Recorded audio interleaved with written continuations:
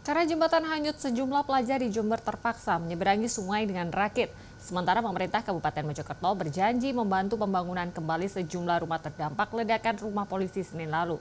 Informasinya akan kami rangkai dengan Wali Kota terpilih Surabaya yang geram menyikapi dampak aplikasi Koin Jagat.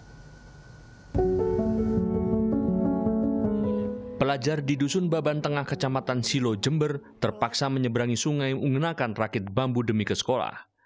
Dibantu warga dan petugas, para pelajar terpaksa menaiki rakit bambu setelah jembatan penghubung yang melintasi Sungai Sanen Rejo hanyut diterjang banjir Desember tahun lalu. Demi menghindari bahaya, aktivitas penyeberangan dengan rakit dihentikan jika arus sungai deras dan kedalaman air lebih dari 1 meter. Jembatannya di bawah air saat banjir. Gak ada, memang cuma sini jalan lain. Terus biasanya kalau airnya besar digendong sama warga, kadang naik getek. Takut karena airnya besar. Dinas Perumahan Rakyat Kawasan Permukiman dan Perhubungan Kabupaten Mojokerto melakukan asesmen di lokasi ledakan Desa Sumolawang, Kecamatan Puri. Hasilnya, ada 5 rumah warga yang terdampak. 2 rusak parah, sementara 3 lainnya rusak sedang dan ringan. Rencananya perbaikan rumah akan dibantu Pemkab Mojokerto. Namun karena awal tahun dan belum ada anggaran, perbaikan akan dibantu anggaran lain, salah satunya dari Dana Corporate Social Responsibility atau CSR. Kedatangan di sini ini untuk menghitung ini luasan dan nanti 6 ukuran yang mau dibangunkan, entah nanti dari anggaran mana, nanti dirapatkan lagi, mungkin besok. Beralih ke kontroversi Koin Jagat, Wali Kota Surabaya terpilih Eri Cahyadi meminta Kementerian Komunikasi dan Digital atau Komdigi segera memblokir aplikasi Koin Jagat. Pengguna aplikasi Koin Jagat dinilai meresahkan dan membuat sejumlah kerusakan di fasilitas pribadi maupun publik saat mencari koin. Saya sudah melaporkan hal ini. Saya minta untuk Satpol PP bertindak tegas kepada Koin Jagat. Dan kemarin Koin Jagat itu meresahkan warga Surabaya. Maka saya katakan hentikan di Surabaya. Dan saya sudah sampaikan kepada seluruh jajaran pemerintah kota Surabaya, cari kalau ada videonya, laporkan.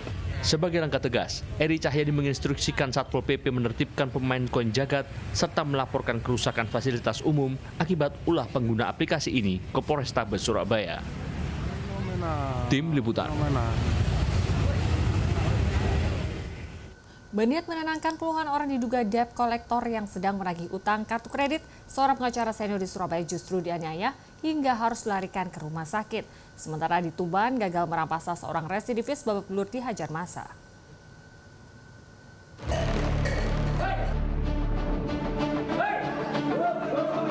Rekaman video amatir memperlihatkan puluhan orang yang diduga debt collector menganiaya seorang pengacara senior asal Surabaya, Cecep Muhammad Yasin, yang kerap disapa Gus Yasin pada Senin malam 13 Januari 2025. Dari video, penganiayaannya menimpa korban di rumah makan Depot Zang, Gria Kebraun Selatan Surabaya itu terjadi di depan 2 orang polisi yang terlihat hanya berdiam diri. Peristiwa ini berawal dari saat korban sedang makan di Depot Zang. Tiba-tiba sekitar 20 orang diduga debt collector datang untuk menagih utang kartu kredit kepada pemilik depot. Melihat situasi yang kian memanas, korban berupaya menengahi dan memperkenalkan diri sebagai pengacara. Sayangnya usaha korban tidak digubris hingga penganiayaan terjadi. Korban saat ditemui di rumah sakit akibat gegar otak ringan menyebut ia dianiaya saat para pelaku sedang menagih utang sebesar 120 juta rupiah pada pemilik depot.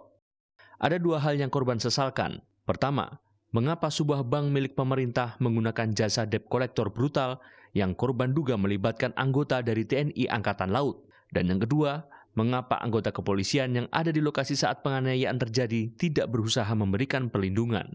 Terkait kasus ini, kuasa hukum korban telah melaporkannya ke Polrestabes Surabaya. Sementara seorang residivis berinisial AM babak belur dihajar massa usai merampas tas milik emak-emak di Desa Prambon Tergayang, Kecamatan Soko, Kabupaten Tuban pada hari Rabu. Perampasan bermula saat korban hendak pulang usai membeli perhiasan emas dan perak. Sepeda motor korban tiba-tiba dipepet pelaku yang juga mengendarai sepeda motor dan langsung merampas tas korban dan kabur. Suara teriakan korban sontak memancing perhatian warga yang akhirnya berhasil menangkap sang penjamret. Kasat Reskrim Polres Tuban, AKP Dimas Robin Alexander menyebut, Dari tangan tersangka diamankan sejumlah barang bukti, tas berisi 6 gelang perak, 1 kalung emas, 1 bandul emas, dan uang tunai hampir 1 juta rupiah. Pelaku diketahui merupakan residivis kasus yang sama. Tim Liputan.